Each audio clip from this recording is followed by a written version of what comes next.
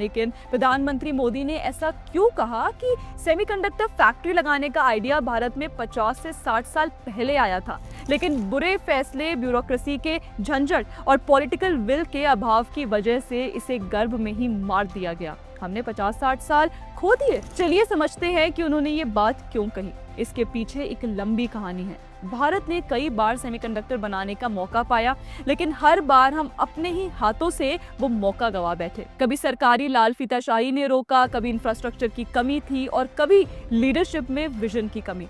1960s से शुरू हुई ये कहानी बताती है कि कैसे हम बार बार चिप मैन्युफैक्चरिंग की रेस में पीछे छूट गए, जबकि ताइवान, साउथ कोरिया और चाइना आगे निकल गए। चलिए दोस्तों, अब समझते हैं वो काली कहानी जहां से भारत ने सेमीकंडक्टर की रेस का बस मिस करना शुरू कर दिया।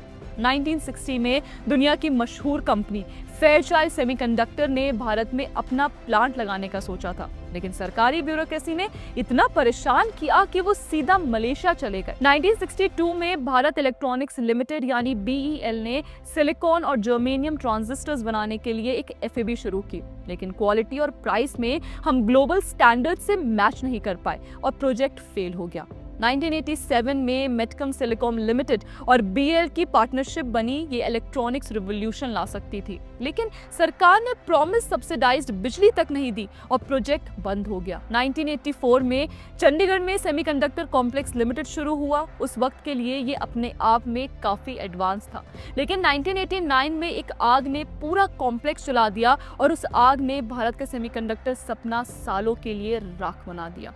सबसे बड़ी बात, ये आग किसने लगाई, कैसे लगी, इसका असली सच आज तक किसी के सामने नहीं आया। और जैसे सिद्धार्थ ज़ारबी ने भी एक बार कहा था, ये एक ऐसा राज है जो अभी तक फाइल में दबा हुआ है।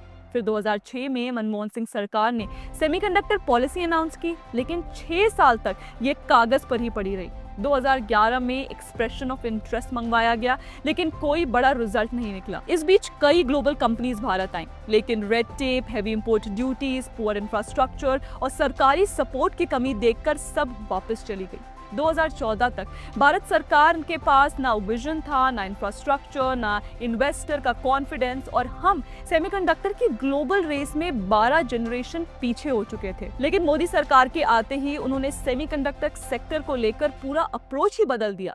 देश में बड़े स्केल पर इंफ्रास्ट्रक्चर बनाया, मोबाइल मैन्युफैक्चरिंग को बूस्ट किया और एनर्जी सप्लाई को मजबूत बनाया।